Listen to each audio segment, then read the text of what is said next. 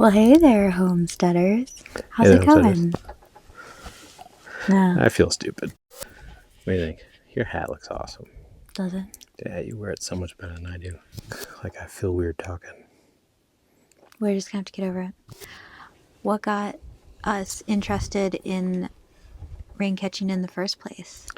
Well, I think it was just we got sick of hauling water, and when we explored drilling a well, we found a bunch of bad news. It was exceedingly expensive, and there were no guarantees and lots of risks. Certainty of death, small chance of success.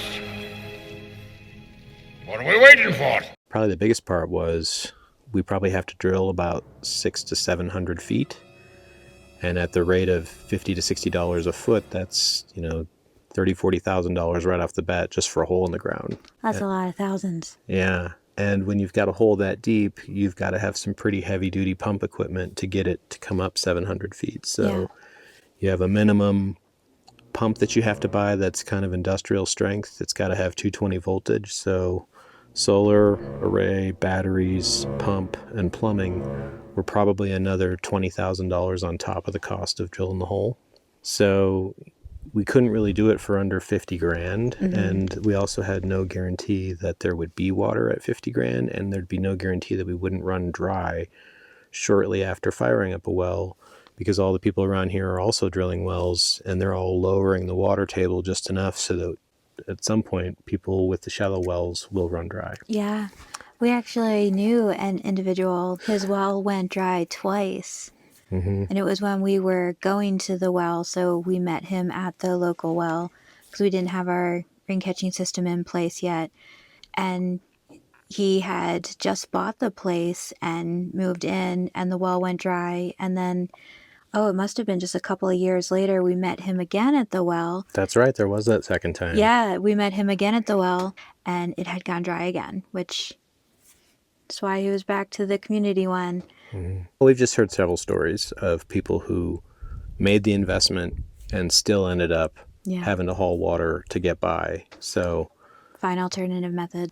but that was so much wear and tear on our vehicle, hauling 3,000 pounds up a rocky mountain road, several times a month was something that made us worry that, well, can we rely on this? Because if anything happens to our vehicle, then we're going to be in trouble and not actually be able to haul water. And about this time, we started to experience heavy-duty monsoon rains, which don't happen all year and are this very unique window of heavy rain that seems to come every single day. And we were just shocked at how much water was flowing on the ground and off the roof. And we seemed overly abundant in water. Yeah. We just weren't catching any of it. So we decided to do the rain catching immediately, but we didn't know if it was going to be sufficient. And it turned out that with the proper planning, it very easily is, even out here in the desert.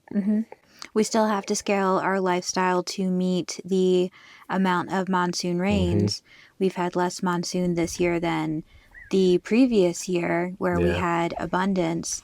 And so that's one of the things that we've been learning is how to scale our lifestyle to meet the environment and the weather. That's such a good point. I mean, a lot of people focus on thousands or tens of thousands of gallons of collection, but we found because we had a small roof and because we don't get much rain, we actually needed to put a lot of emphasis in consumption so that we just don't use very much. So our water usage per month has gone way down and our rain catching has gone way up, and that's why it works. So we didn't even think we'd pull it off, but we're on our 4th year now of exclusively living off of rainwater. And you do have to take on the role of filtering and treating and ensuring water safety, just like any other water utility company would have to do. But it's not actually very difficult, and we end up doing all the same stuff that they do, where we have it in reservoirs that get moved and pumped and filtered and treated as it goes down the filter chain. So the big divide is down into whether or not you're going to use it for agriculture or whether or not you're going to use it for home use. And agriculture needs less filtering and less treatment because the plants, quite frankly, really like dirty water. And so there's actually a benefit for keeping all that stuff in the water. And on the house side, we use a combination of progressive filtering through powered pumps And we have a treatment tank where we actually do add a little bit of bleach to make sure we kill any organisms that might be lurking in the water. Yep. And then it gets filtered again before it even enters the house. And once it's in the house, there's multiple filters that finally end with a Berkey before the drinking glass.